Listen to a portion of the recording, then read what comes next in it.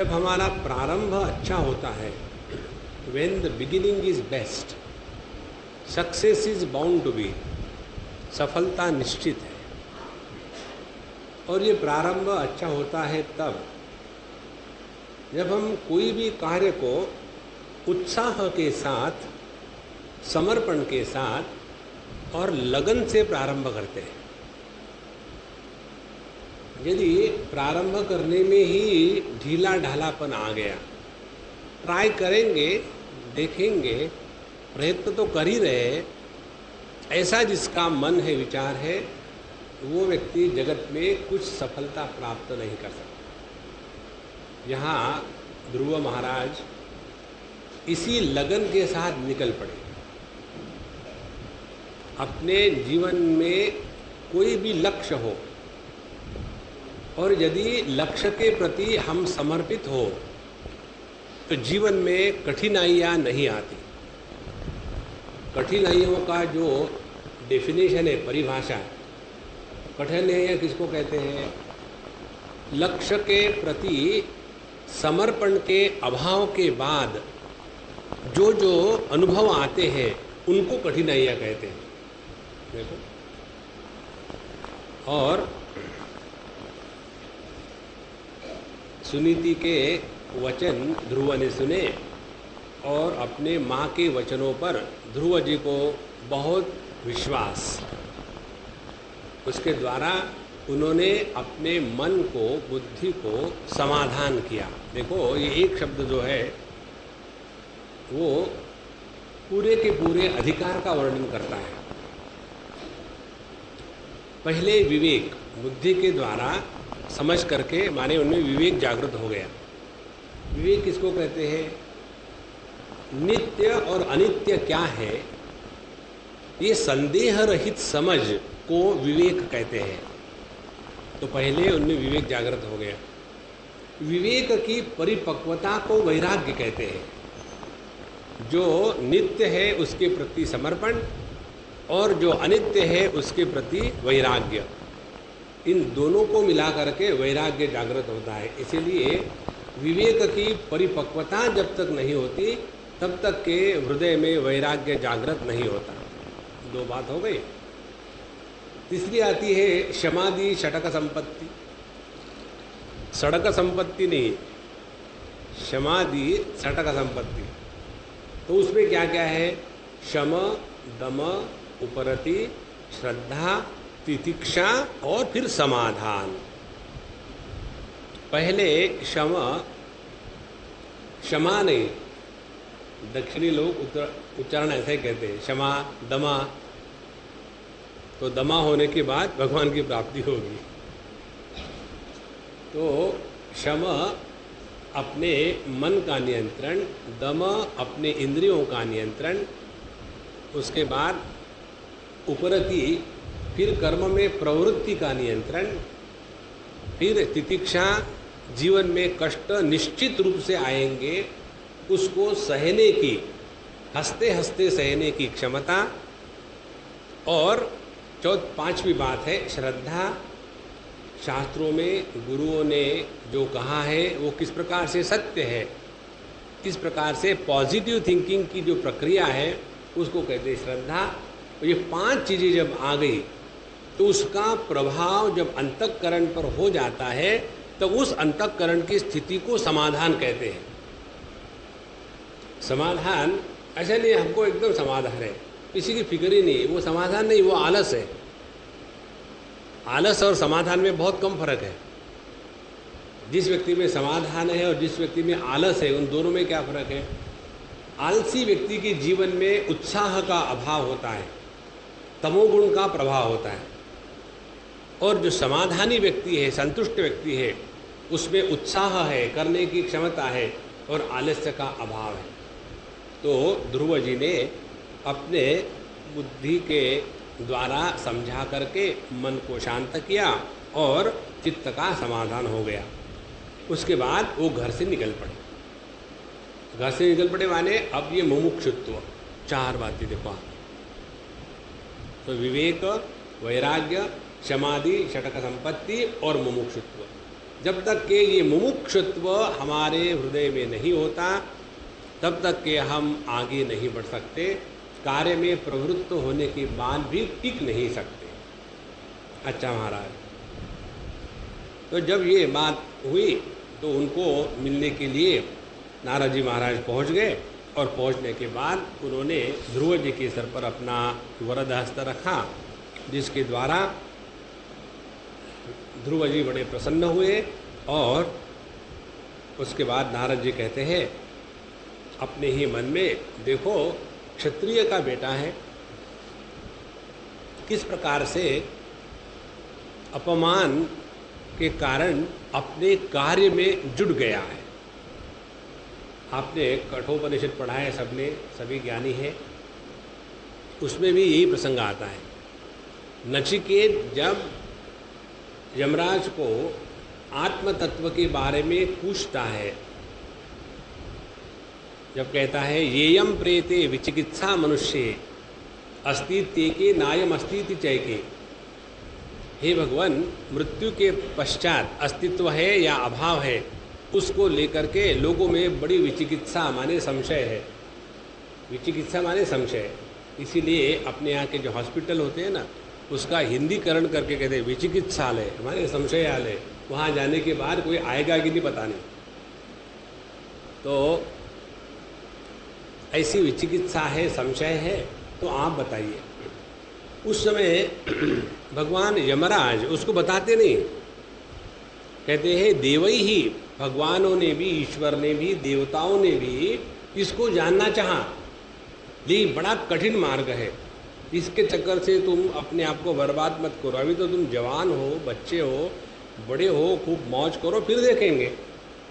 लेकिन वो डटा रहता है, और जब वो डटा रहता है तब जाकर के उसको आत्मज्ञान का उपदेश होता है। उसी प्रकार से यहाँ तो नारद जी ध्रुव से कहने लगते हैं कि नादुनाप्य अवमानम ते सम्मानम वापि पुत्रक लक्ष्यामः कुमारस्य सक्तस्य क्रीडनादिषु। अभी तो तुम बच्चे हो, अभी खेलो कूदो, और बच्चों का काहे का मान अपमान होता है? बच्चों का कोई मान अपमान नहीं होता। तुम अपने आप को इतना ऐसा दुखी मत बना, तुम में मोह आ गया है और इसीलिए तुमको ऐसा लग रहा है। असल में हमको जो मान अपमान सुख दुख मिलते हैं वो अपने ही कर्मों का फल है। देखो, कर्म फल का अर्थ समझ लो। कर्म फल का अर्थ ये है कि हम अपने जीवन के सुख दुख को लेकर के दूसरों को बदनाम करना बंद कर दे, इसके लिए जो विचारधारा शास्त्रों में है उसको कहते हैं कर्मफल। नॉर्मली मनुष्य अपने जीवन के सुख दुख को लेकर के दूसरों को बदनाम करने में एक्सपर्ट होते हैं। जब तक कि ये विचारधारा रहेगी तब तक कि हमारी दृष्टि अंतर्मुखी नहीं होगी। तो अपने जीवन के जो कर्म थे पिछले बार जो किए हैं उसके दो ही फल है, सुख या दुख। कर्म का फल पता नहीं मेरा क्या कर्म था, प्रारब्ध था, ये पत्नी मिली, ये पति मिले। पति पत्नी कर्म के फल के अनुसार नहीं मिलते, कर्म के अनुसार मिलता है सुख दुख। तो जिस व्यक्ति के जीवन में ज़्यादा सुख दुख है, ध्यान से सुनना, जिस व्यक्ति के जीवन में ज़्यादा सुख दुख है वह कर्म का पशु है, कर्म के रस्सियों से बांधा गया है। तो ये कर्म से निकल जाने का तात्पर्य क्या है? अपने अंतःकरण से कर्तृत्वाभिमान का त्याग करके प्रभु के चरणों में समर्पित होकर के कर्तृत्वाभिमानी का एक भक्त बना दे। When the doership is replaced by the devotion, then all the karma disappear. इसीलिए जो कर्मी है वो वोटी है और जो भगवान का भक्त है वो डी वोटी है, जैसे डी कैफिनेटेड कॉफ़ी। उसी प्रकार से जो वोट देता है हर जगह में, मैं ये करूँगा, मुझे अच्छा नहीं होता, मैंने ऐसा किया, मैंने वैसा किया, करते रहो, वोट देते रहो और दुखी होते रहो। और जहाँ आपने डी कर दिया एकदम ये कर्म के बंधन से छूट जाएंगे। तो उनको बताया कि मनुष्य विकल्पे विद्यमाने भी न असंतोष हेतवः पुंसो मोहमृते भिन्ना यल्लोके निज कर्म भी। तो जो अपने जीवन में मिलता है अपने कर्मों का फल है, और इसीलिए मनुष्य ने ऐसा विचार करना चाहिए कि जिसके द्वारा अपने मन को संतोष मिले। एक एक बात समझने जैसी है। विचार तो हम सभी करते हैं, लेकिन क्या उन विचारों के द्वारा हमको संतोष प्राप्त होता है?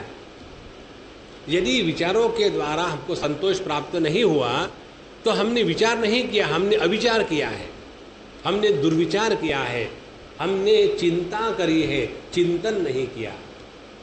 चिंता और चिंतन दोनों भी वृत्त्यात्मक है। चिंतन के द्वारा भी विचारों का ही उत्थान होता है और चिंता के द्वारा भी विचारों का ही उत्थान होता है। अब ये कैसे पता चले कि हम चिंता कर रहे हैं या चिंतन कर रहे हैं?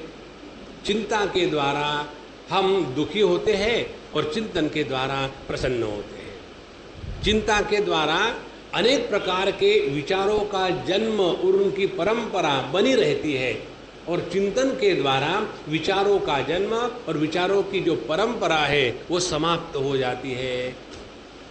इसीलिए उनको बताया कि देखो ध्रुव महाराज, विचार करो, लेकिन ऐसा विचार करो कि जिसके द्वारा मन शांत प्रसन्न हो। और ये तुम जो सोचते हो ना कि मैं धारणा ध्यान करके भगवान की प्राप्ति करूँगा, इतना आसान नहीं है। बड़े बड़े यहाँ दिग्गज झटके खा के गिर गए। इसलिए यद प्रसादम सवै पुंसा दुराराध्यो मतो मम, मेरा तो मत ये है कि साधारण व्यक्ति के लिए ये संभव नहीं है। मुनया पदवीं यस्य निस्संगनो उरुजन्मभिः न विदुः मृगयंतोपि तीव्र योग समाधिना।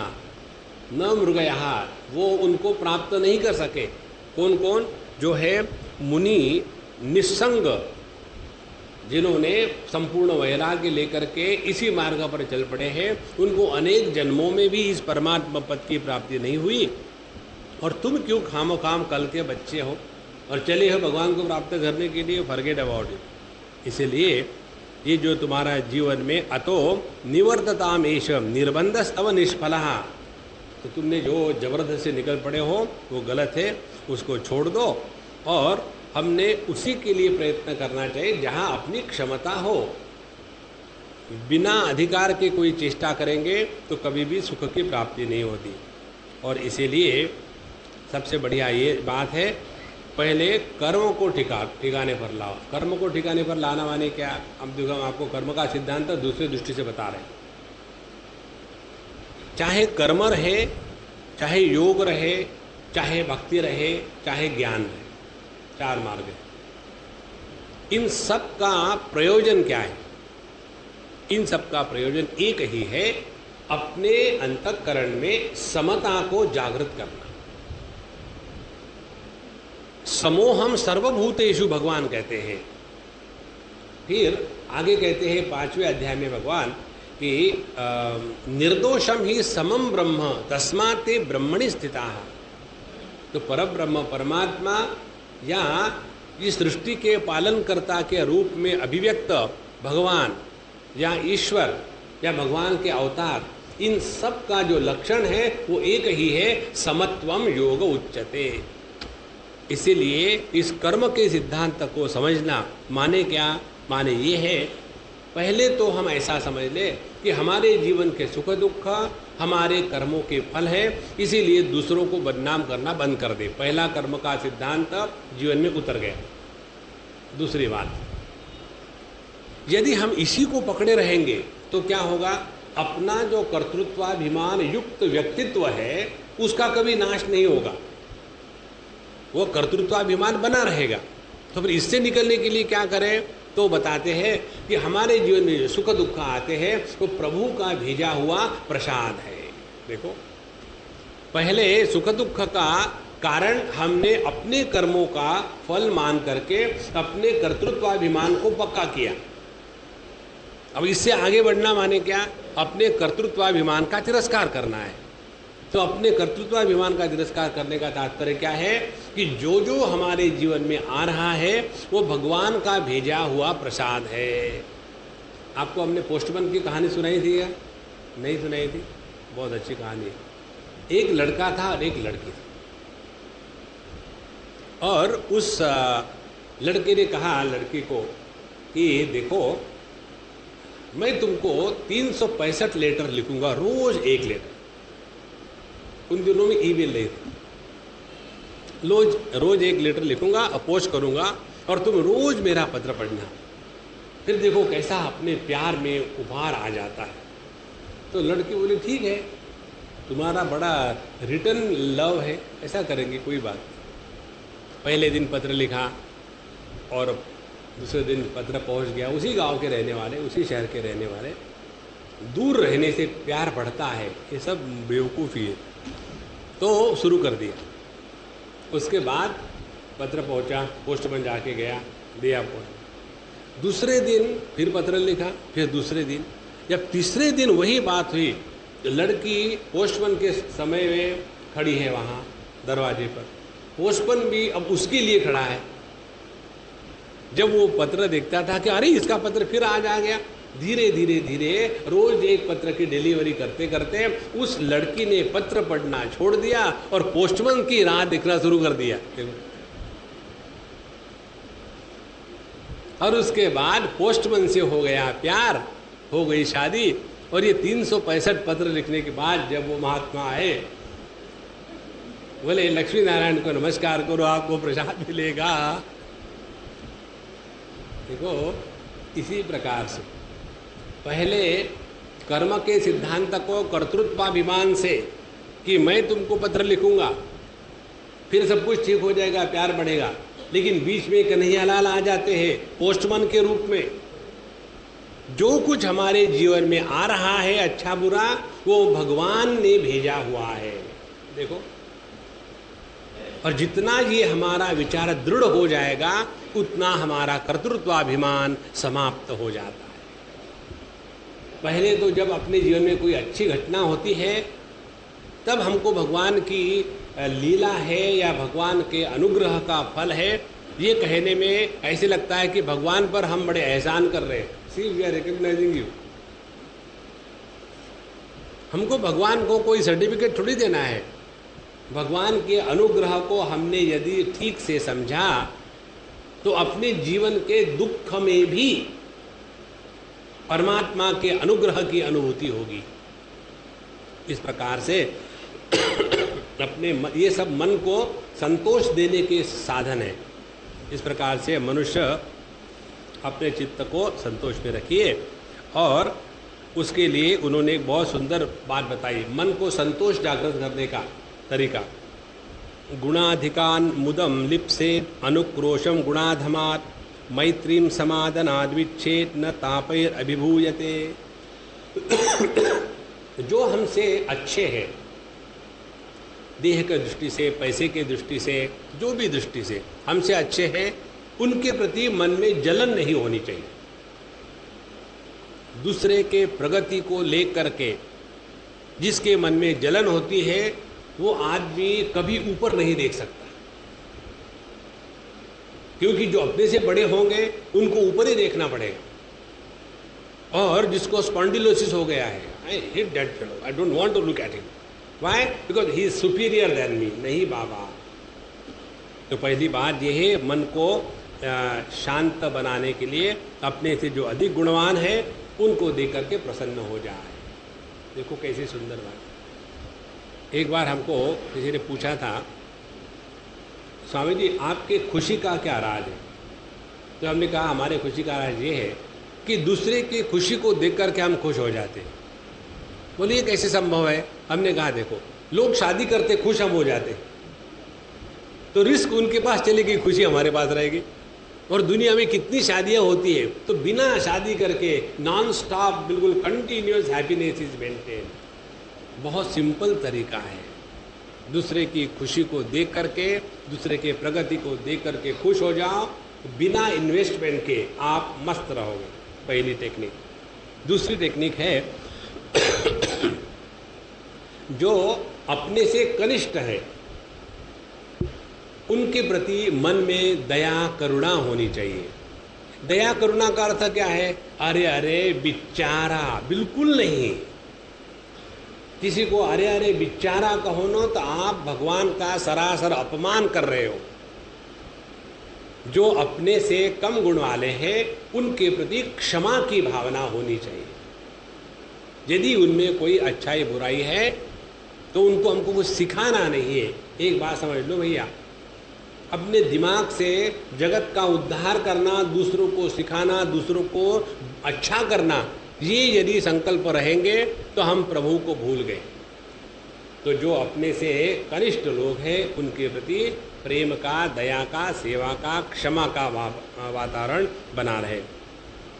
और जो अपने कॉन्टेम्पररी है, अपने जैसे ही है, उनके प्रति दोस्ती का भाव होना चाहिए। और जो अपने से और या जो समाज में बुरे तत्व है उनके प्रति हमारे मन में उपेक्षा की भावना होनी चाहिए। बुरे तत्व माने कौन? अब कोई भी समझ लो, बुरे सभी में होते हैं। पॉलिटिक्स से लेकर के माँ बाप तक सब में अच्छे बुरे लोग होते हैं। तो हमको किसी एक को ऐसा लेबल नहीं करना है। जो भी बुरे लोग हैं उनके प्रति हमारे मन में उदासीनता होनी चाहिए। ये यदि हम करेंगे तो देखेंगे आपका मन हमेशा शांत और प्रसन्न रहेगा। ये सब बातें होने के बाद नारद जी को लगा कि अब ध्रुव कहेगा ठीक है मैं वापस जाता हूँ। ठीक है, बड़ों ने मारने से छोटों का थोड़ी अपमान होता है। मैं जा कर के फिर डैडी से, डैडी नेवर माइंड, मैं बाद में बैठ लूँगा। लेकिन ध्रुव का वो अर्थ ही है, ध्रुव माने पक्का, जो अपने किए हुए संकल्प का जो अपना रेजोल्यूशन है उसको त्यागता नहीं। वो हमारे यहाँ ध्रुव बड़ी डटी हुई। हम जब गए थे वहाँ कैलाश मानस में तो बड़ा आनंद आया। बिल्कुल कोई भी चीज़ उनको हिला नहीं सकी। तो हमने उनको बताया आपका नाम और आपका काम एक जैसा है। नहीं तो छोटी छोटी चीज़ों को लेकर के क्या करते रहे ना, ऐसे भगवान का दर्शन नहीं होता। तो ध्रुव ने कहा कि सोयम शमो भगवता सुख दुख हतात्मनाम दर्शिता कृपया पुंसाम दुर्दर्शो अस्मद्विधि अस्तु। यहाँ कहते हैं कि आपने जो बताया है ना ये तो सब ठीक है कि मन चंचल है, कठिन है, सब ठीक है और आपने ठीक ही बताया है। लेकिन मैं क्या करूँ, मैं जिद्दी हूँ, क्षत्रियों का लड़का हूँ ना।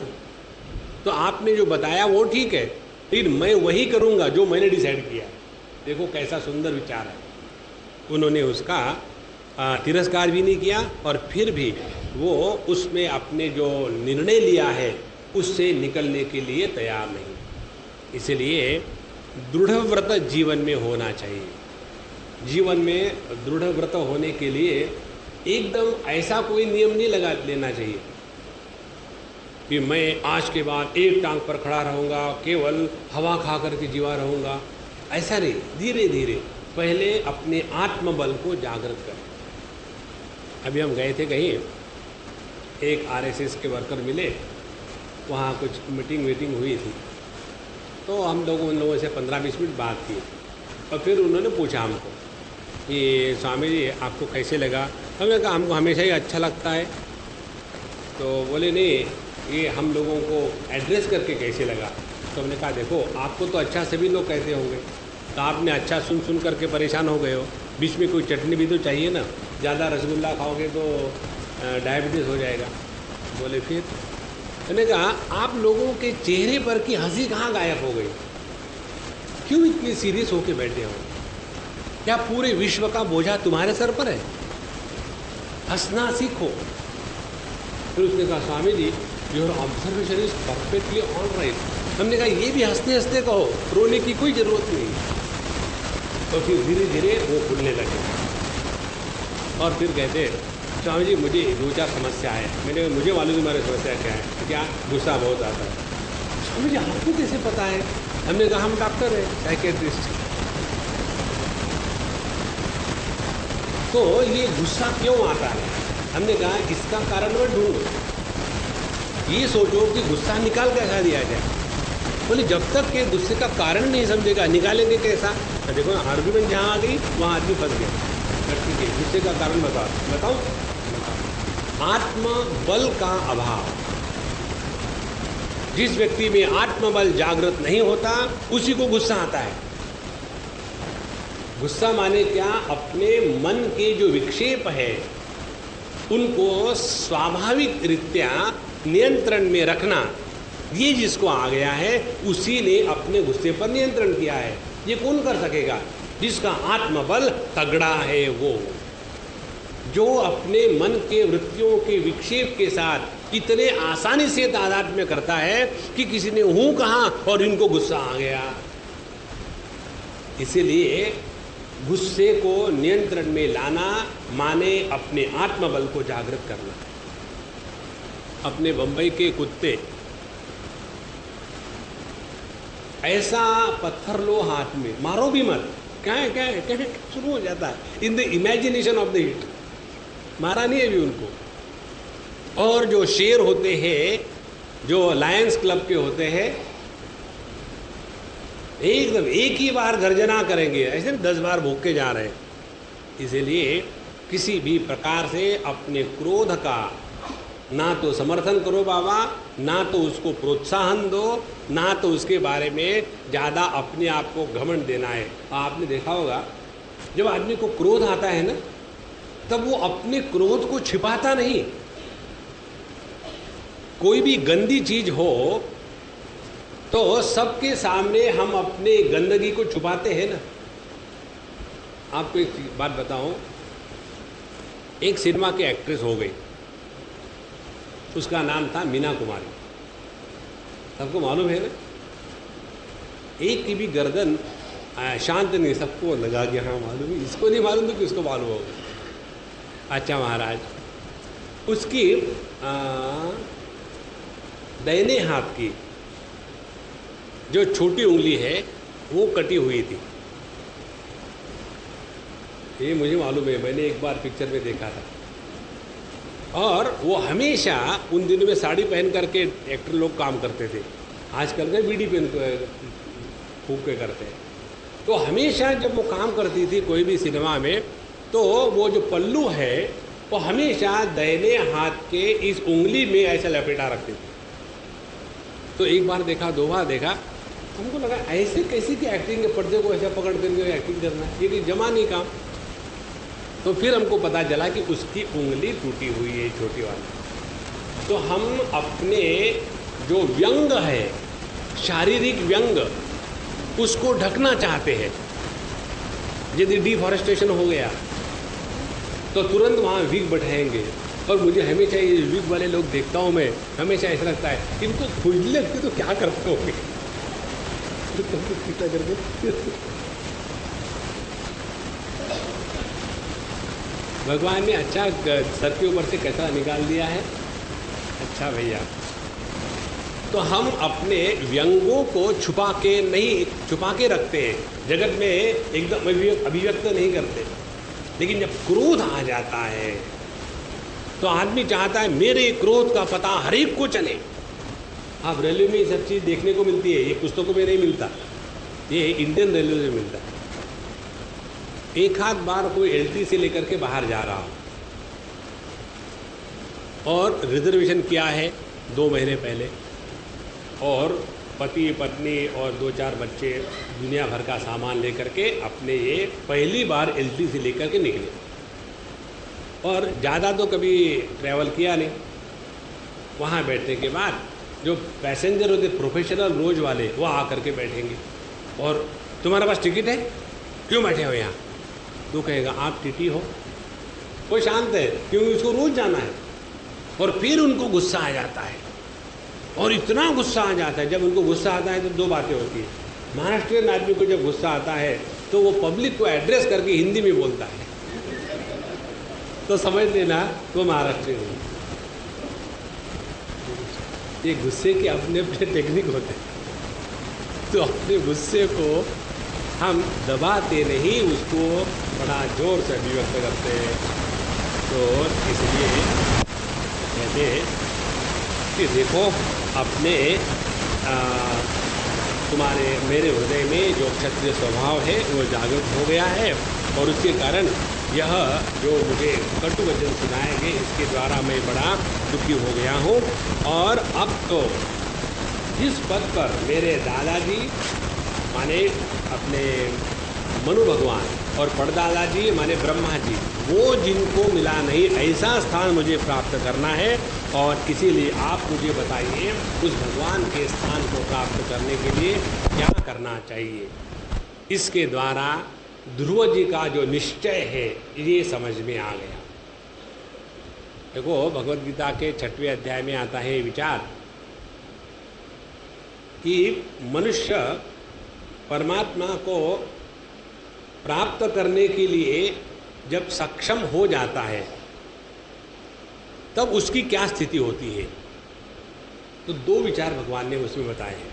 पहली स्थिति है शीतोष्ण सुख दुखेषु जितात्मनः, जगत के आने वाले द्वंद्वों के द्वारा जिसके अंतःकरण पर कोई प्रभाव नहीं पड़ता, ऐसा व्यक्ति परमात्मा के प्राप्ति के लिए अब क्वालिफाई हो गया है। पहली बात ये नहीं बताया जब करो राम राम राम राम राम, वो नहीं बताया। ध्यान रखना है अपने अंतःकरण की स्थिति पर। दूसरी बात मानापमानयोः प्रशांतस्य, तो जीवन में दो बातें आती हैं।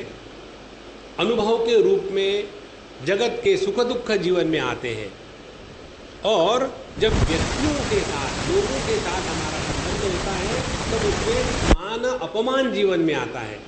और ये दो कारणों से हमारे अंतःकरण की जो समता है वो विष में बदल करके विषमता हो जाती है। That is why we should not wish.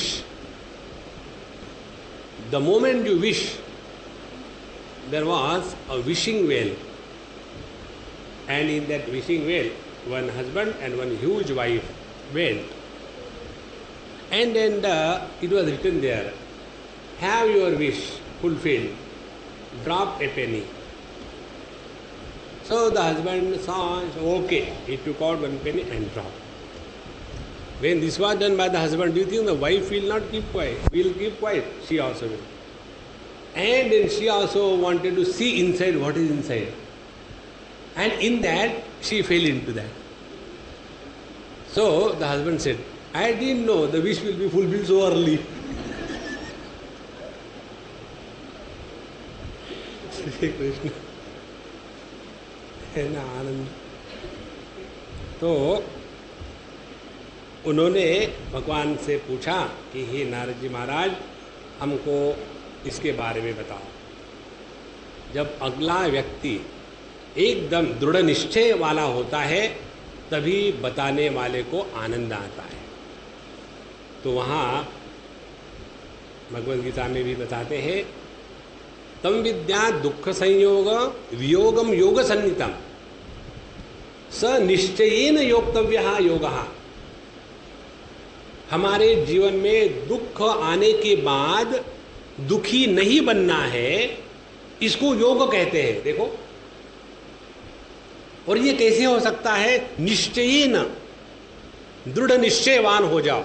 जब तक कि हमारा निश्चय पक्का नहीं होगा हम आगे नहीं बढ़ सकते। तो ऐसा दृढ़ निश्चय वाले ध्रुव को देख करके नारद जी को बड़ी प्रसन्नता हुई।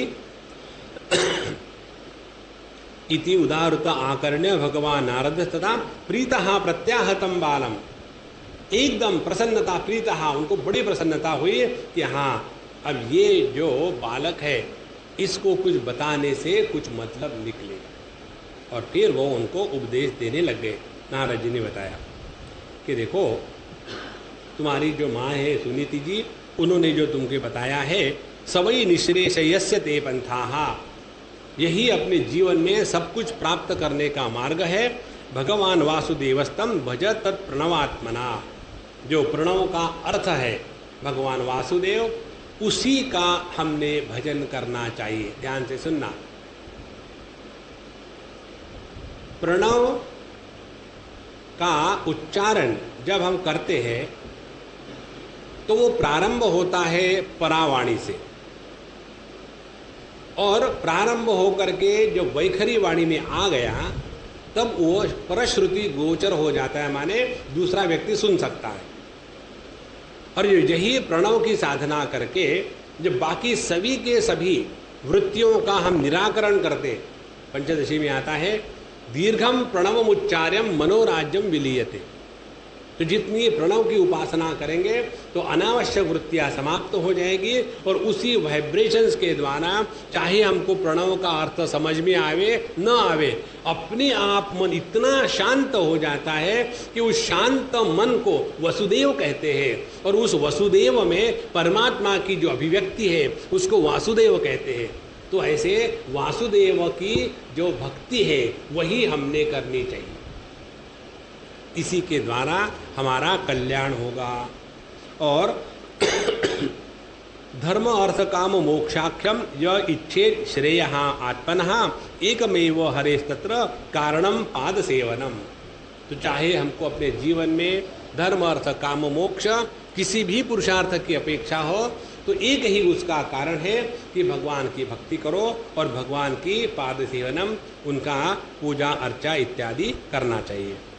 इसीलिए अब उनको आगे बताते हैं तत्तात गच्छ भद्रम ते यमुना यास्तटम शुचि पुण्यम मधुवनम यत्र सानिध्यम नित्यदा हरेः स्नात्वानुसवनम तस्मिन् कालिन्द्या सलिले शिवे कृत्वोचितानि निवसन आत्मनः कल्पितासनः। तुम यहाँ से चले जाओ और यमुना जी के तट पर वहाँ मधुवन है जहाँ भगवान का नित्यवास रहता है। रोज स्नान चुन करके अपने जितने भी कर्म है वो कृत्वा उचितानि, तो जो जो अपने नित्य कर्म है उनको ठीक से करके फिर आसन लगा करके कल्पितासनः निवसन, और उसमें बड़े शांति से दृढ़ हो करके बैठ ले। और प्राणायामेन तीव्रता प्राणेन्द्रिय मनोमलम शनैः विदासीन अभ्यासेन मनसा गुरुणा गुरुम। और धीरे धीरे अपने प्राण मन और इंद्रिय इनको नियंत्रण में लाना है। अब हम आपको एक छोटी सी बात बताएंगे, ध्यान से सुनना।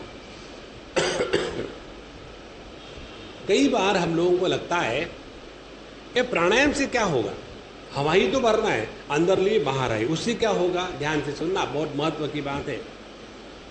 मन का देह के साथ तादात्म्य होता है प्राण के माध्यम से।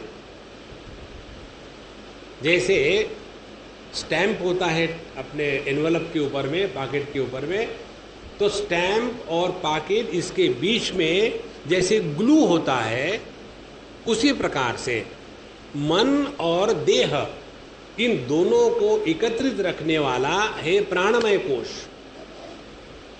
और इस प्राणमय कोश की जो स्थूल अभिव्यक्ति है, प्राणमय कोश की दो प्रकार की अभिव्यक्तियां हैं, स्थूल और सूक्ष्म। सूक्ष्म अभिव्यक्ति है हमारी सभी फिजियोलॉजिकल जो फंक्शंस है वो प्राणमय कोश में आते हैं। हमारा डाइजेशन कैसा चल रहा है, हमारा ब्लडी सर्कुलेशन कैसा चल रहा है, ये सभी की सभी बातें प्राणमय के ही क्षेत्र में आती है। लेकिन उसके ऊपर हमारा अभी थोड़ी नियंत्रण है, अभी तो हमारा नियंत्रण है ही नहीं। तो यदि हमको अपने प्राणमय कोश पर नियंत्रण लाना है तो पहले अपने देह में प्रवेश करने वाले वायु का जो आवागमन है उस पर नियंत्रण लाना आवश्यक है। और इसीलिए जब तक के प्राणायाम के माध्यम से हम अपने नाड़ियों का शोधन नहीं करते, तब तक के अपने मन का देह के साथ जो तादात्म्य है वो नहीं निकल सकता। दूसरा उदाहरण ले लो, यदि हमको कोई टिकट निकालना हो, कोई बच्चों को होती है आदत टिकट कलेक्शन की, बड़े होकर के वो टिकट कलेक्टर बनते हैं, तो टिकट कलेक्शन की आदत हो गई। और टिकट को निकालना हो तो कभी कभी तो वो आराम से निकल जाता है, कभी कभी नहीं निकलता, तो उसके लिए करें क्या, फिर उसको हम पानी में डाल देते हैं। पानी में डालने के बाद जो उसका ग्लू है वो धीरे धीरे धीरे धीरे सॉफ्ट हो जाता है और पानी के कारण घुल जाता है। उसके बाद उस कागज़ को और टिकट को अलग आसानी से कर सकते हैं। यदि वैसा नहीं करेंगे तो टिकट या लिफाफा दोनों में से एक फट जाएगा। उसी प्रकार से जब तक के इस प्राणमय कोश का नियंत्रण प्राणायाम के द्वारा नहीं होगा और उसके बिना उसके हम अपने एकदम मन को अंदर खींचने लगेंगे कि अब हम अपने मन को मूलाधार पर ले आएंगे और उसके बाद एक एक चक्र का भेदन करके हम आज्ञा चक्र में आएंगे, फिर सहस्त्रार में जाएंगे। ऐसा जो करते हैं उनको अनेक विकृतियां जागृत हो जाती है। पहली विकृति नॉन स्टॉप हेडेक, दूसरी विकृति मन का बैलेंस टूट जाता है, तीसरी विकृति आदमी चिड़चिड़ा हो जाता है, छोटी छोटी चीज़ों को लेकर के गुस्सा करने लग जाता है। इसका कारण क्या है? हमने प्राणायाम के द्वारा अपने नाड़ियों का शोधन नहीं किया है।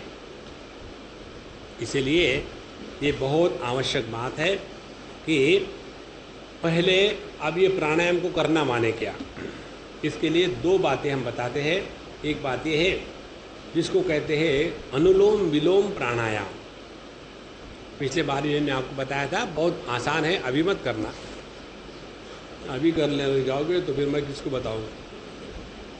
तो पहले हम अपने बाएं नाक से जितनी हवा अंदर हो सके पूरी ले लें और फिर बायां नाक बंद करके दाहिने नाक से वो हवा को निकाल डालें, फिर उसी दाहिने नाक से फिर धीरे धीरे जितनी हो सके, लाइक ए ग्रीडी पर्सन, बहुत अपने अंदर हवा भर ले और फिर बाएं हाथ से नाक से निकाल दे। इस प्रकार से एक हो गया।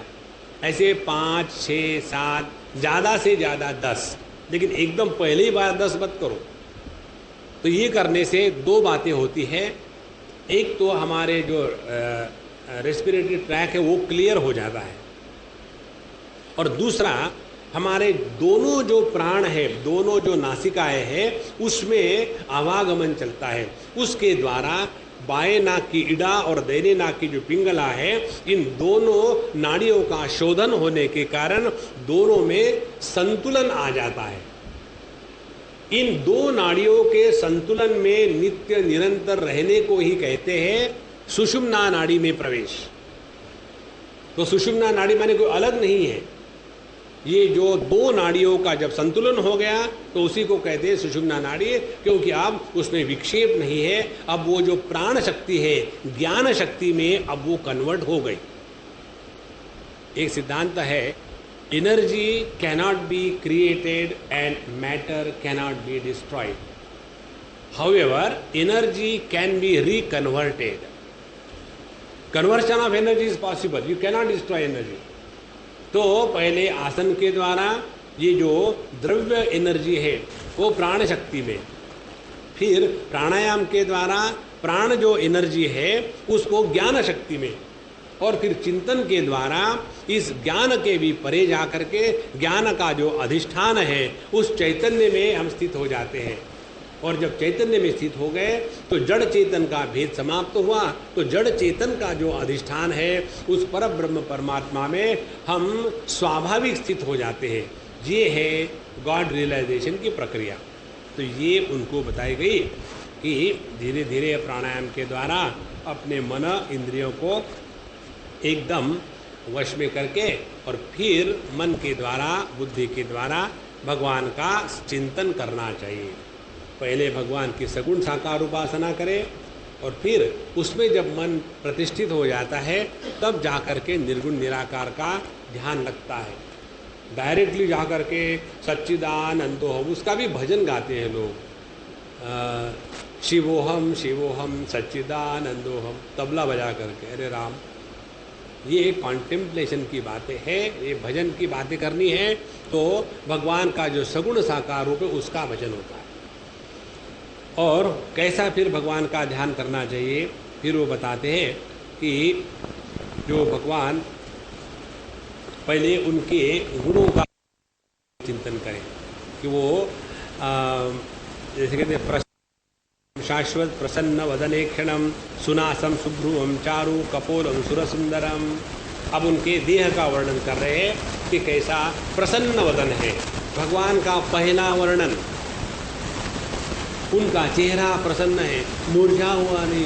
क्या है, आजकल भक्तों की बड़ी भीड़ हो गई, सभी दुखी है और मैं भक्तवत्सल हूँ, उनके दुख को देखो मुझे भी दुख आ गया। देखो, किसी की भी दुख को देख करके हमको दुखी नहीं होना है, उसको उस दुख से निकालना है।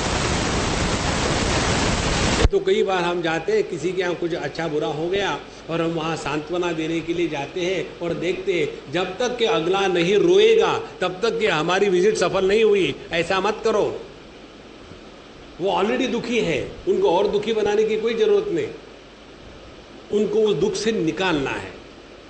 तो पहले प्रसन्न वदन भगवान का है।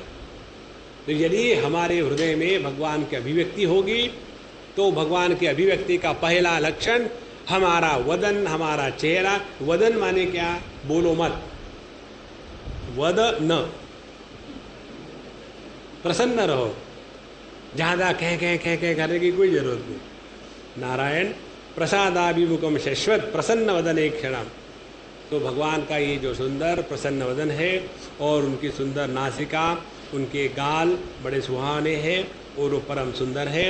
इस प्रकार से भगवान के पूरे अंग प्रत्यंग का, उनमें जो आभूषण है उसका एक एक करके ध्यान करना चाहिए। और ऐसा करते करते ये भी अपने हृदय में भावना करनी है कि भगवान मुस्कुरा रहे हैं, भगवान बड़े प्रसन्न है। अब ध्यान से सुनना, ये जो ध्यान की प्रक्रिया है ये मन की कल्पना है कि परमात्मा का हमारे मन में अवतरण है। देखो, इसका जब निर्णय हो जाएगा तब पता चलेगा सगुण साकार के ध्यान का महात्म्य क्या है। जब हम इस प्रकार की ध्यान की प्रक्रिया अपने हृदय में प्रारंभ करते हैं तो उस समय हमारे मन में जो अनेक जन्मों के संस्कार हैं और उन संस्कारों का जो प्रेशर है उसके कारण भगवान के इस सुंदर रूप का जो चिंतन हम कर रहे हैं वो चिंतन नहीं हो सकेगा। और यदि होने लगा तो समझ लेना अब हमारे अंतःकरण में जो अनेक जन्मों के संस्कार है वो संस्कार धीरे धीरे मिटने लग गए और फिर हमारा मन हमारी इच्छा के अनुसार परमात्मा का आकार धारण कर रहा है। जब हमारा मन परमात्मा का आकार धारण करता है तो वो कल्पना नहीं होती, और जब हमारा मन बिना नियंत्रण में होने के कारण दुनिया भर की वस्तुओं का चिंतन करता है तब वो कल्पना होती है। हमने आपको उस दिन बताया था वृत्ति और कल्पना में क्या फर्क है। जैसे हम आपको देख रहे हैं और आप हमको सुन रहे हो, कल्पना ही है कि आप मुझे सुन रहे हैं। I can't know, it is subjective. Subjective में सब्जेक्टिव समथिंग। अच्छा, तो ये जो मेरा देखना है ये हो गया वृत्ति का कार्य, और पता नहीं आपको समझ में आ रहा कि नहीं, पता नहीं आप सुन रहे हैं कि नहीं, पता नहीं आपको अच्छा लग रहा है कि नहीं, ये जो है ये संकल्प है। देखो, वृत्तियों के माध्यम से हमको दर्शन होता है, और संकल्प जो है वो संकल्प कहाँ से आते हैं? अपने अंतःकरण की जो गंदगी है उसके कारण संकल्प आते हैं। एक लड़की को देखा, वृत्ति का कार्य, उसको देखने के बाद संकल्प विकल्प शुरू हो गए, बड़ी अच्छी है, इसके साथ यदि मैं शादी करूँगा तो पता नहीं क्या होगा, किसको। तो ये बाकी के जो विचार है वो सब संकल्प विकल्प है। तो जब हम भगवान का इस प्रकार से ध्यान करते हैं कि भगवान हमारे हृदय में है, अब भगवान बड़े सुंदर है, प्रसन्न वदन है, उनका चेहरा कितना खिला हुआ है, उनका यह जो नील जी मुतसन्निभम, आकाश में पानी के जैसे बादल होते हैं वैसा उनका वर्ण है, और उनकी बड़ी बड़ी आँखें, बड़े सुंदर उनके गाल, लाल लाल उनके होठ और घुंघराले उनके बाल। इसका जितना हमारा धीरे धीरे चिंतन होगा तो अपने मन में रहने वाले जो अनावश्यक संस्कार है उसका निराकरण होगा। कैसे? वैसे ही जैसे आप कपड़े के ऊपर में स्त्री को घुमाते हो। स्त्री माने स्त्री। हमारे उत्तर प्रदेश में स्त्री को स्त्री नहीं कर पाती, स्त्री कहते हैं, क्योंकि गर्म होती है तो उसको घुमाते हैं। तो वहाँ की जो सले हैं, लाइनें हैं, वो निकल गई। उसी प्रकार से परमात्मा का सगुण साकार का ध्यान करने से अंतःकरण अपने आप निर्विकार और निर्विकल्प हो जाता है। और इसीलिए भगवान का ये सगुण साकार जो ध्यान है, ये मन की कपोल कल्पना नहीं है, ये समझ लेना। नहीं तो जो आधे पके वेदांती होते हैं वो कहेंगे देखो सब मिथ्या है, सब मन की कल्पना है, सिर्फ मुझे जो गुस्सा आता है, दुख होता है, वो सत्य है। देखो बिल्कुल स्पष्ट अपने विचार होने चाहिए, तब जा कर के मजा होता है। तो इस प्रकार से भगवान हमारे तरफ देख करके मुस्कुरा रहे हैं, प्यार से देख रहे हैं, ऐसा ध्यान करो। तो धीरे धीरे ऐसा करते करते मन पूरा का पूरा शुद्ध, पवित्र, विकार रहित, संकल्प रहित, सभी संस्कारों से समापन हो जाता है। और ऐसा जो शुद्ध अंतःकरण है उसको कहते हैं वसुदेव। और ऐसे वसुदेव में ही परमात्मा का अनुभव होता है। और ये कैसा अनुभव है? ये फिर मिटने वाला नहीं है। यद गत्वान निवर्तन्ते का तात्पर्य क्या है कि यम लब्ध्वा न परम लाभम मन्यते नाधिकम ततः यस्मिन् स्थितो न दुखेन गुरुणापि विचाल्यते। भगवान कहते हैं ये वो परमानंद है कि जिसको प्राप्त होने के बाद जगत के किसी भी भोग के माध्यम से, आलस्य के माध्यम से किसी भी प्रकार के आनंद की अपेक्षा नहीं रहती। और यस्मिन् स्थितः, जिसमें एक बार स्थित होने के बाद गुरुणापि दुखेन न विचाल्यते, कितना भी दुख आ जाए उसमें कोई उसका प्रभाव नहीं पड़ता।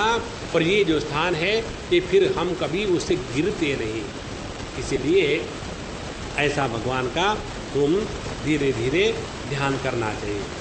फिर बताते हैं ये ध्यान करने के लिए पहले अपने मन को शुद्ध पवित्र करना है। तो उसके लिए वो द्वादशाक्षर मंत्र का उपदेश करते हैं। और वो मंत्र कौन सा है? ओम नमो भगवते वासुदेवाय। यह जो मंत्र है देखो ये शास्त्र सम्मत मंत्र है। भगवान नारद जी ने ध्रुव जी को इस मंत्र का उपदेश किया। और जब इस मंत्र का जप करते रहेंगे, 7 दिन रात यदि इस मंत्र का जप करो तो बताते हैं कि सभी सिद्धों के दर्शन होने लग जाते हैं। हम लोगों को जो जगत दिखता है ये चर्म चक्षु से, तो केवल हमको चमड़ी का ही जगत दिखता है।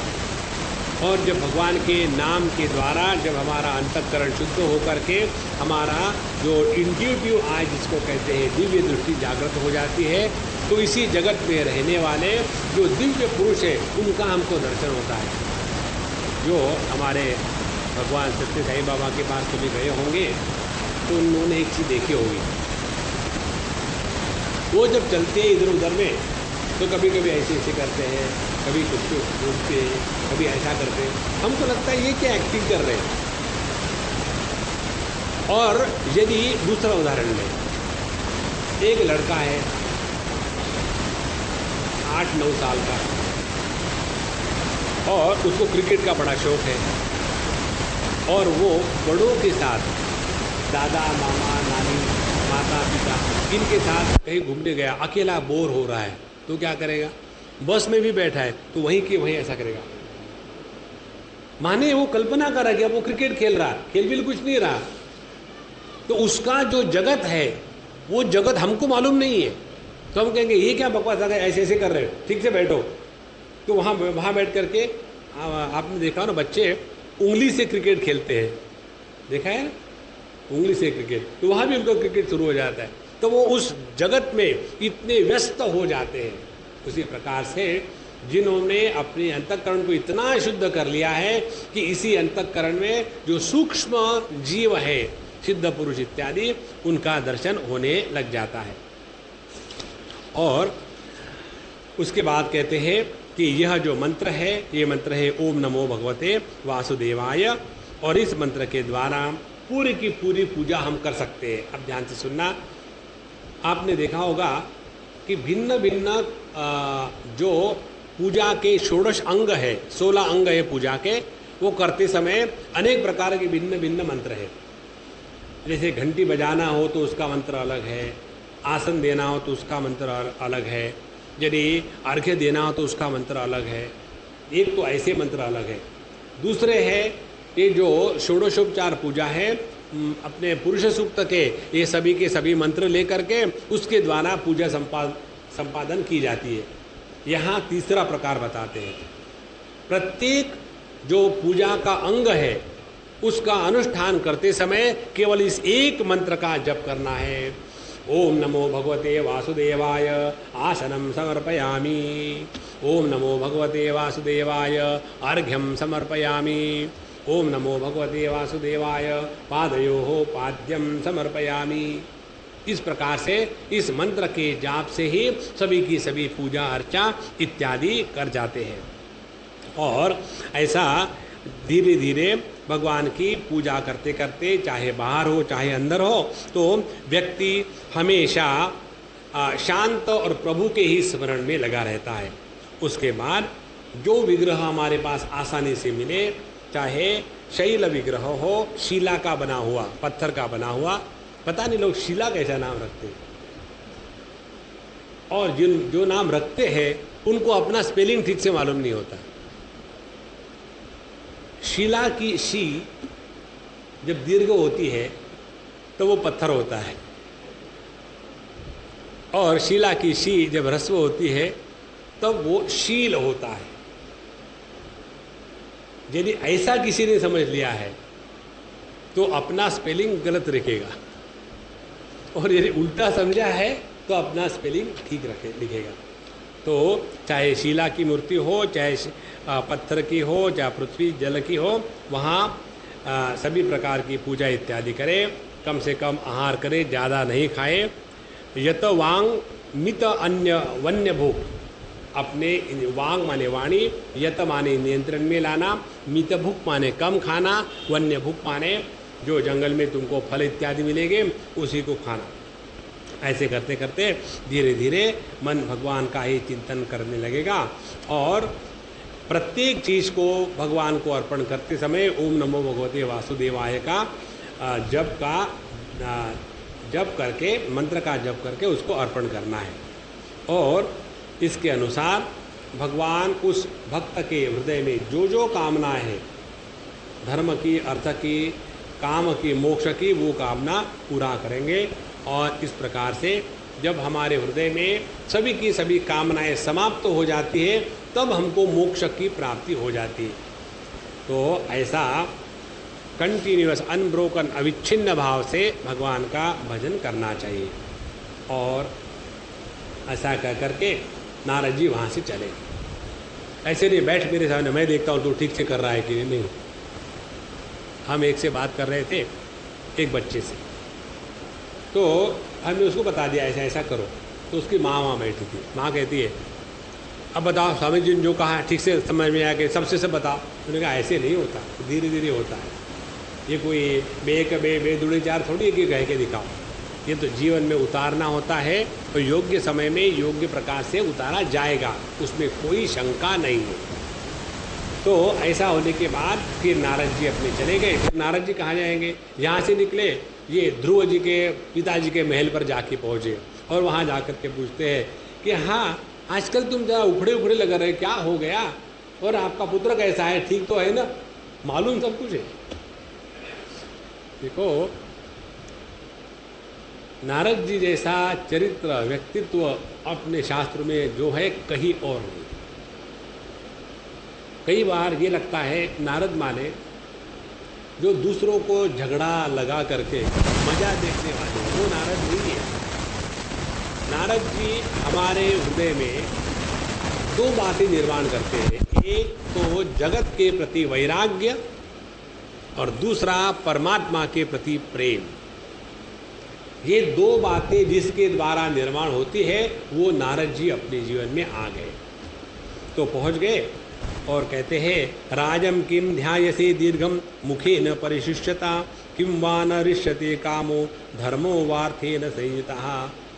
क्या तुम्हारे जीवन में धर्म अर्थ काम किसी की कमी हो गई क्या कि तुम्हारा मुख इतना सूख गया है, क्या हो गया? और फिर राजोवाच, अब राजा उत्तानपाद कहता है, ये जो राजा उत्तानपाद के बोल है ना, वाक्य है, इसको कहते हैं फिलॉसफी। फिलॉसफी माने डिलेड विजडम। जब होना चाहिए तब नहीं होता, बाद में आता है। तो ये जो बाद में आने वाला ज्ञान या विजडम है, उसी को फिलॉसफी कहते हैं। Therefore it is very easy to become a philosopher. मैं एक बार कहाँ गया था, सिंगापुर गया था। तो सिंगापुर में आपको यदि लेक्चर कहीं देना हो तो आपके पास रिटर्न परमिशन होनी चाहिए, और वो परमिशन जो इमिग्रेशन अथॉरिटी होती है वो देती है, दूसरा कोई नहीं देता। तो वहाँ जब हम गए तो हमको कुछ मालूम था नहीं, तो उन्होंने हमको पूछा कि what are you? I said I am philosopher. Do you give lectures? I said no. Are you sure? I said no, I don't know how to give lectures. और फिर मुझे उन्होंने अंदर जाने दिया। तो जब मैं अंदर जा रहा था, दूसरे ने पूछे फिलॉसफी माने क्या? And then I told him delayed wisdom is philosophy. Okay okay, he didn't understand. तो ये डिलेड विजडम अब राजा उत्तानपाद के शब्द है। सुतो में बालको ब्रह्मन् त्रैणेन अकरुणात्मना निर्वासितः पंचवर्षः सह मात्रा महान कवि। हे भगवान, मैं अपने पत्नी का ऐसा गुलाम बन गया। स्त्रैण माने पत्नी का गुलाम, बीवी का गुलाम। बीवी को क्या कहते हैं? जोरू का गुलाम। हाँ, तो मैं बहुत स्त्रैण हो गया हूँ, इसलिए मेरे हृदय से सब प्रेम निकल गया, अकरुणात्मना। और इसीलिए मैंने मेरे 5 वर्ष के बालक को घर से निकाल दिया, और वो भी बड़ा अच्छा लड़का था, ऐसा मैंने किया। और अब मुझे लग रहा पता नहीं वो बालक कहाँ चला गया होगा, कहीं उसको जंगल में कोई जानवर तो नहीं खा गए। और देखो उसने क्या चाहा, केवल मेरे गोद में आकर के बैठना चाहता था, लेकिन जब मेरी पत्नी ने उसको ना कह दिया तो मैंने भी उसको नहीं रोका। इस प्रकार से मैं बड़ा दुखी हूँ। तो नारद जी कहते हैं, मामा शुचहा स्तनयातम देवगुप्तम विशाम्पते तत्प्रभावम अभिज्ञाय प्रावृंक्ते यद्यशो जगत। तुम अपने लड़के की फिक्र मत करो, ध्यान से सुनना। प्रत्येक बच्चा इस जगत में अपने प्रारब्ध के सूटकेस को लेकर के आता है। हम अपने बच्चों को सिवा स्थूल देह के कुछ नहीं देते। जो हम बच्चों को देते हैं हार्डवेयर, सॉफ्टवेयर वो अपना लेके आता है, और उस सॉफ्टवेयर का नाम है प्रारब्ध सॉफ्टवेयर, और उसके अनुसार उसका जीवन चलता रहेगा। इसलिए हमको ऐसे लगता है कि हमने किसी का भला किया, बुरा किया, कोई किसका भला बुरा नहीं करता। इस जगत में प्रत्येक घटना, प्रत्येक जीव को परमात्मा की तरफ मोड़ने के लिए रॉकेट फायरिंग है। एक बार इसको समझ लो तो देखो मन शांत रहेगा, किसी प्रकार के विक्षेप नहीं होंगे। और इसलिए तुम घबराने की बात नहीं है, जा कर के वो बहुत बड़ा होगा और तुम्हारे कुल का बड़ा नाम होगा उसी के कारण। अपने यहाँ बम्बई में एक बहुत बड़े डॉक्टर हैं, हमको उनके प्रति बहुत आदर है। बूढ़े हैं, अब वो कोई 95-96 के हैं। डॉक्टर भोसले उनका नाम है, और दिव्य पुरुष है, ये साधारण व्यक्ति नहीं है। तो हम जब भी जाते हैं उनके पास तो बड़ा आनंद आता है। तो उनके बारे में हमने देखा, पढ़ा, सुना कि जब वो बचपन में बड़े कठिनाई से उनका जीवन गया, तो जब वो टीनेजर थे तो ऐसी स्थिति आई कि उन्होंने सोचा कि मैं जा कर के अब देह का नाश कर दूंगा, और हिमालय में कहीं पहाड़ी के ऊपर में गए वहाँ से कूदने के लिए। तो वहाँ उनको हिमालय में यही कहीं अपने भिवंडी के पास में गए तो भी कूदने के लिए गए ताकि मर जाए। वहाँ उनको हमारे भगवान नित्यानंद के दर्शन हो गए, और उन्होंने बताया तुमको मरने की ज़रूरत नहीं, तुम्हारा बहुत बड़ा कार्य इस जगत में है। तुम 160 बार पाश्चात्य देशों का भ्रमण करोगे और इस जगत में बहुत बड़ा काम तुम्हारे माध्यम से होगा, इसीलिए देह त्याग का विचार छोड़ दो। और फिर वो छोड़ करके फिर अपने आए और फिर उन्होंने अपने जीवन को जारी रखा। तो हमको ऐसे लगता है कि माँ बाप, भाई बहन, पति पत्नी ये हमारे जीवन का उद्धार कर रहे हैं। माता पिता बंधु सखा अपना नहीं कोई। एक बार ये बात हृदय में आ जाए तो देखेंगे जगत की कोई भी वस्तु व्यक्ति हम पर प्रभाव नहीं कर सकती। लेकिन हमको ये बात समझ में नहीं आती, उसका क्या करें? कुछ करो मत, धक्के खाओ। उसके बाद ये बात बताने के बाद अब मैत्रेय जी कथा जारी रखते हैं। कहते हैं कि अब इन्होंने अपनी साधना शुरू कर दी, दोनों ने, उत्तानपाद पिता ने और ध्रुव पुत्र ने। उत्तानपाद की साधना क्या है? अब वो हमेशा अपने बच्चे के चिंतन में लगे रहते थे। मेरा बच्चा ये करता होगा, मेरा बच्चा वो करता होगा, वो भगवान का जप करता होगा। एक थी सास और एक थी बहू। और बहू ने कहा कि सास जी आप तीर्थ यात्रा में चली जाओ, क्योंकि आपके जीवन में समय कम बचा है और मैं घर संभालूंगी। और चली गई।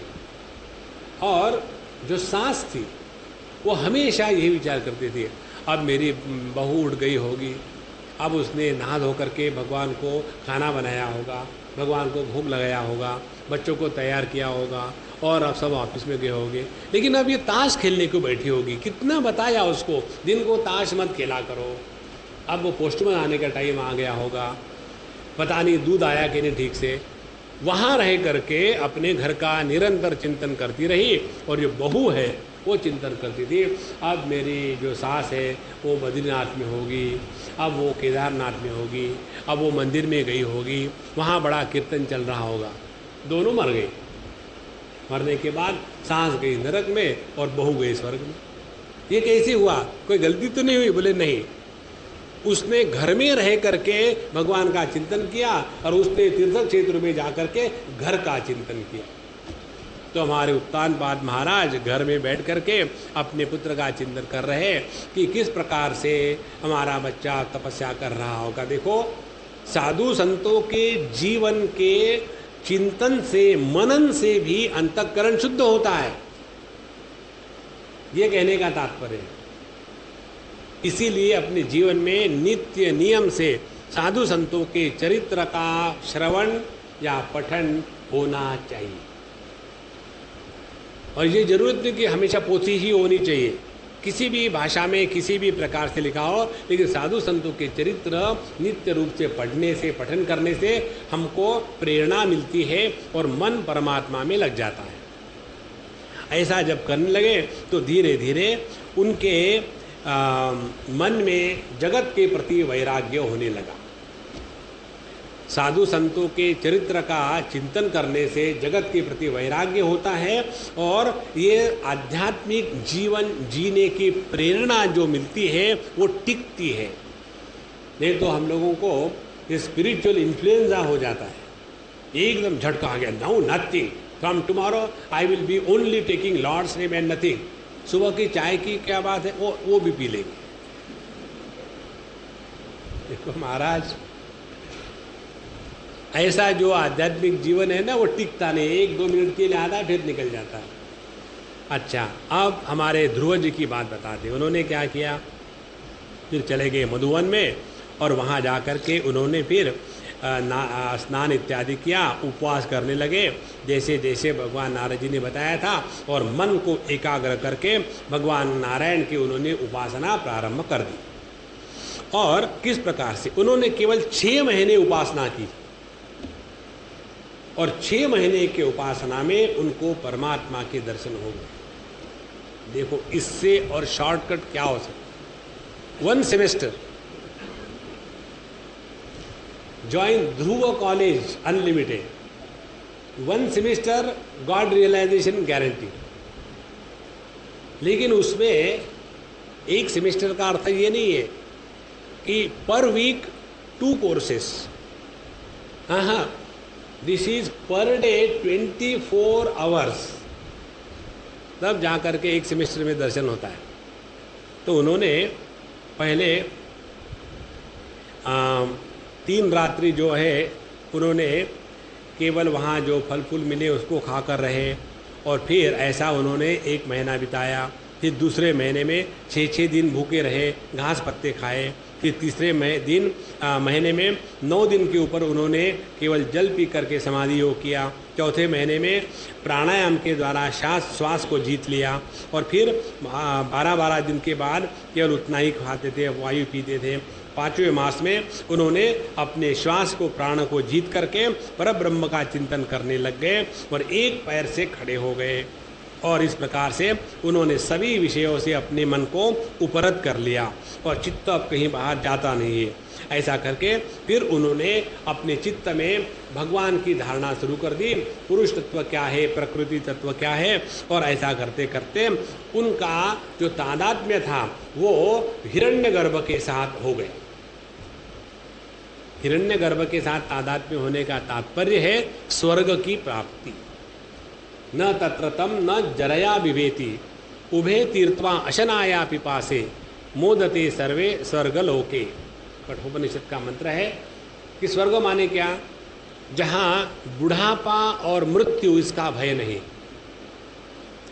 जहाँ भूख और प्यास इसका स्पर्श नहीं, और जहाँ सुख दुख का संबंध नहीं, मोह शोक का संबंध नहीं है, इस स्थितियों को कहते हैं स्वर्ग की प्राप्ति।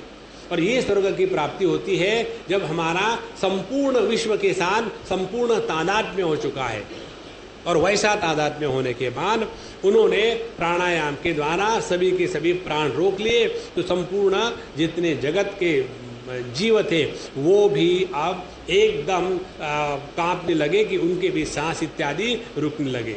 और उन्होंने उस शक्ति के साथ पृथ्वी को अपने अंगूठे से, पैर के अंगूठे से दबाया तो पृथ्वी टेढ़ी हो गई। और इसीलिए जो 23.5 डिग्री का एंगल है पृथ्वी का, वो ध्रुव जी के द्वारा बनाया हुआ। लो, कौन सा लड़का था? 5 साल का, 5.5 साल की उम्र हो गई और उसको इतनी शक्ति प्राप्त हो गई।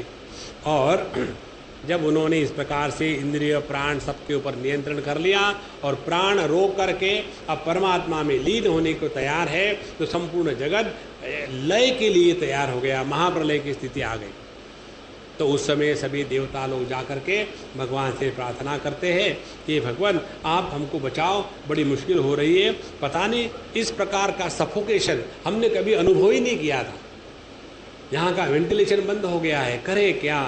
तो भगवान कहते हैं कि देखो, उत्तानपाद का जो पुत्र है, माँ भैष्टम बालम तपसो दुरत्यया निवर्तष्यते प्रतिया सस्वधाम, जो उत्तानपाद का पुत्र है बालक ध्रुव, उसने ऐसी तपस्या की, इसी कारण तुमको ऐसा अनुभव हो रहा है।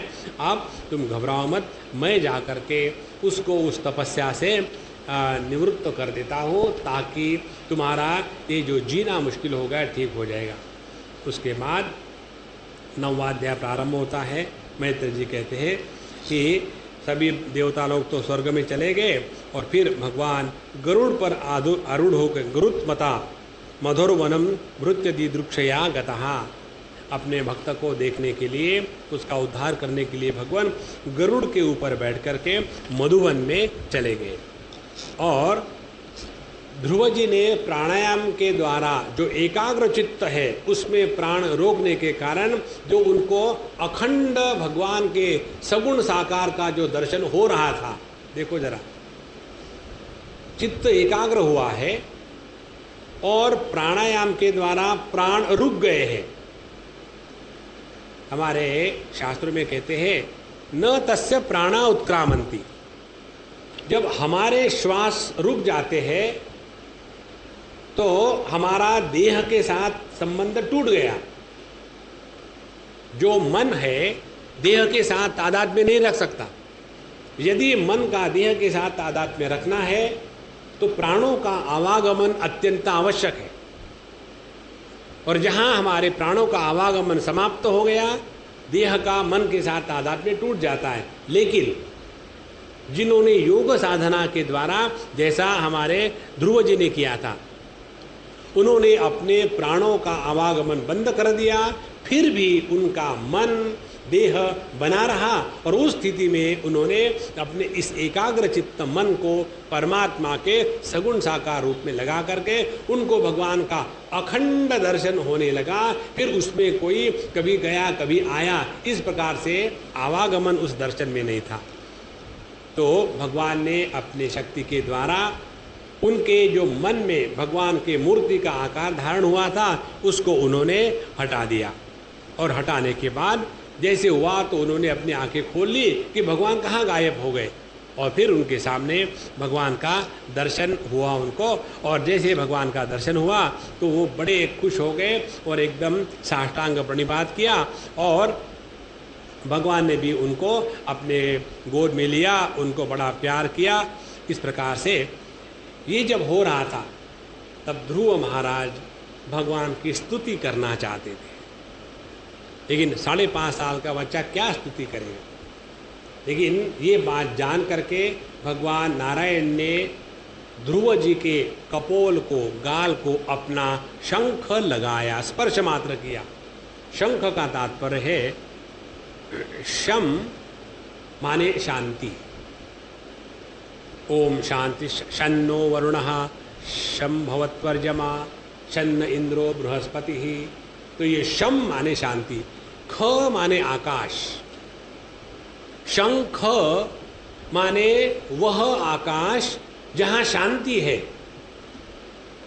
3 प्रकार के आकाश है।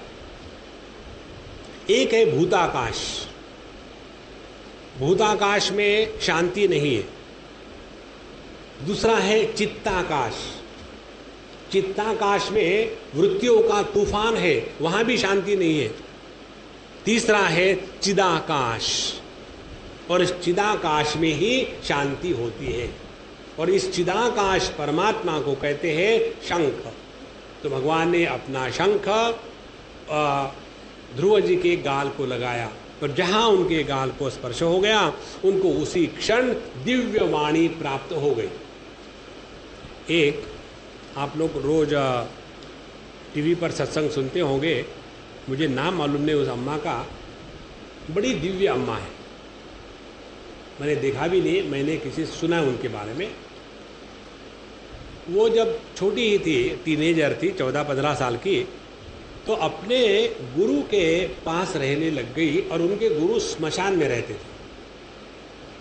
और उनकी सेवा करते थे। और 10 साल उन्होंने उनकी सेवा की, 10-15 साल। और उसके बाद उनके गुरु का देह शांत हो गया। तो उसके पहले उनके गुरु ने उनको सभी का सभी ज्ञान दे दिया। कौन सा ज्ञान दे दिया? जिस लड़की ने कभी जिंदगी में शास्त्रों का अध्ययन नहीं किया, जिसको संगीत का एक भी ज्ञान मालूम नहीं है, जिसने कभी किसी से बात कैसी करना ये मालूम नहीं, सबका सब ज्ञान उन्होंने केवल अपने स्पर्श के द्वारा अपने उस कन्या शिष्य को दे दिया। और आज वो लड़की है 40-50 साल की, दिखती है बहुत छोटी, लेकिन रामचरितमानस हो, कोई भी शास्त्र का ग्रंथ हो, कोई भी विषय हो, किसी भी प्रकार की समस्या प्रश्न हो, सबके उत्तर ऐसी आसानी से दे देती है। और संगीत अप्रतिम, एक नहीं दो नहीं, जितने भी संगीत के राग हैं सब उनको आते हैं। और वो कहते मुझे मत पूछना ये राग के कौन से बोल है, क्या है, ये ऐसा है। ये सबका सब ज्ञान केवल उनके गुरु ने स्पर्श के द्वारा उनको दिया है। इसीलिए इसको हम कपोल कल्पना ना समझे कि by touch nothing can be achieved, by touch you can make somebody angry, why not somebody realise it is possible. तो भगवान के ये शंख ने उनके कपोल को स्पर्श किया और उनको दिव्य प्राप्ति, दिव्य वाणी प्राप्ति हो गई।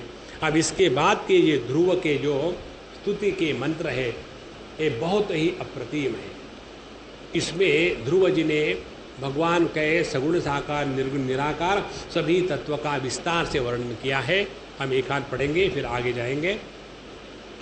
ध्रुव उवाच योऽन्त प्रविश्य मम वाचमिमां प्रसुप्तां संजीवयत्यखिल शक्तिधर स्वधाम्ना अन्याच हस्तचरणश्रवणत्वगादीन् प्राणान् नमो भगवते पुरुषाय तुभ्यम् एकस्त्वमेव भगवन् इदमात्मशक्त्या मायाख्ययारो गुणया महदाद्यशेषं सृष्ट्वानुविश्च पुरुषस्तदतद्गुणेषु नानेव दारुषि विभाव सुपद विभासी। बहुत ही सुंदर मंत्र है। कहते हैं यहाँ अंत प्रविश्य मम इमाम प्रसुप्ताम वाचम संजीवयति, जिसने मेरे हृदय में प्रवेश करके ये मेरी जो प्रसुप्त वाणी थी उसको जागृत किया, संजीवयति। और ये कौन है? अखिल शक्तिधरहा स्वधामना, जो सभी शक्तियों को धारण करने वाले अपने इस धाम का तात्पर्य है अपने प्रकाश से आपने हमारे हृदय में प्रवेश करके हमारी जो प्रसुप्त वाणी थी उसको जागृत किया। उसी प्रकार से वही परमात्मा अन्यांश्च, जो अन्य हस्त चरण श्रवण त्वग आदि है, हमारे सभी इंद्रिय मन बुद्धि है, इनमें जो प्राण देते हैं ताकि आँखों से हमको दिखने लगता है, कानों से सुनने लगता है, ये जो शक्ति प्रदान करने वाले हे परमात्मा, हे पुरुष, उस परम पुरुष को हम नमस्कार करते हैं।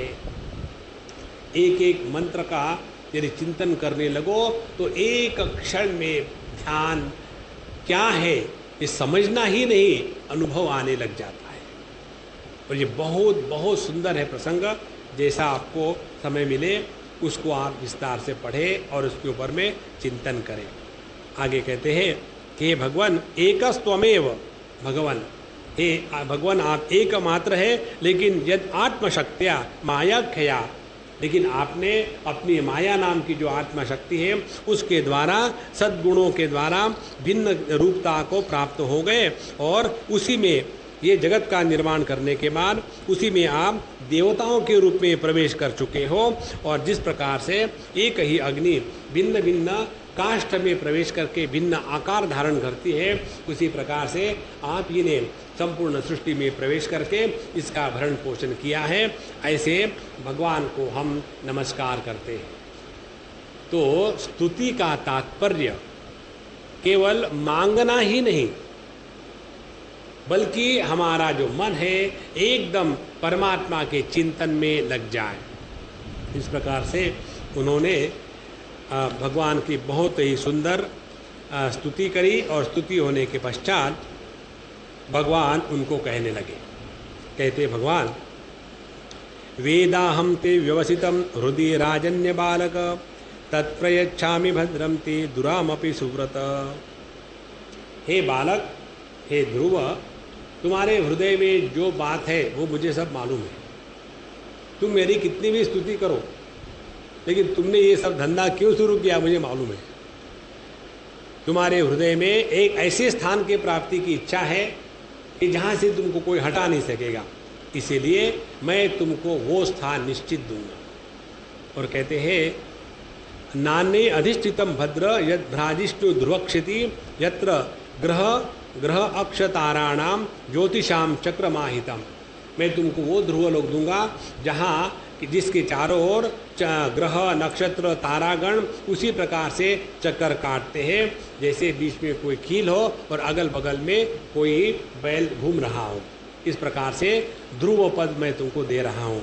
उतना ही नहीं, जब तुम घर जाओगे तो तुम्हारे पिताजी तुमको पहचानेंगे, समझेंगे, अपना पूरा राज्य तुमको देंगे। उसके बाद तुम 36,000 साल यहाँ पृथ्वी पर राज्य करोगे और तुम्हारे पिताजी वन में संन्यास लेकर के चले जाएंगे। और उसके बाद तुम अच्छे अच्छे यज्ञ करोगे और सबके द्वारा वंदनीय होकर के फिर संसार से निकल करके ध्रुव लोक में जाओगे और वहाँ निरंतर रहोगे। इस प्रकार से भगवान ने ध्रुव जी को उपदेश दे करके, आशीर्वाद दे करके वहाँ से वो चले गए। और जब ध्रुव जी वापस आ रहे थे अपने घर, लेकिन उनका मन प्रसन्न नहीं था। देखो, भगवान का दर्शन हुआ, सब कुछ उनको मिला, फिर भी उनके मन में प्रसन्नता नहीं थी। और ये प्रसन्नता नहीं थी, इसका कारण क्या, ऐसा क्यों हुआ, ये सब विषय हम कल देखेंगे। आज यहाँ विराम करते हैं। ओम पूर्णमदः पूर्णमिदं पूर्णात् पूर्णमुदच्यते पूर्णस्य पूर्णमादाय पूर्णमेवावशिष्यते। ओम शांति शांति शांति। हरि ओम। श्री गुरुभ्यो नमः। हरि ओम।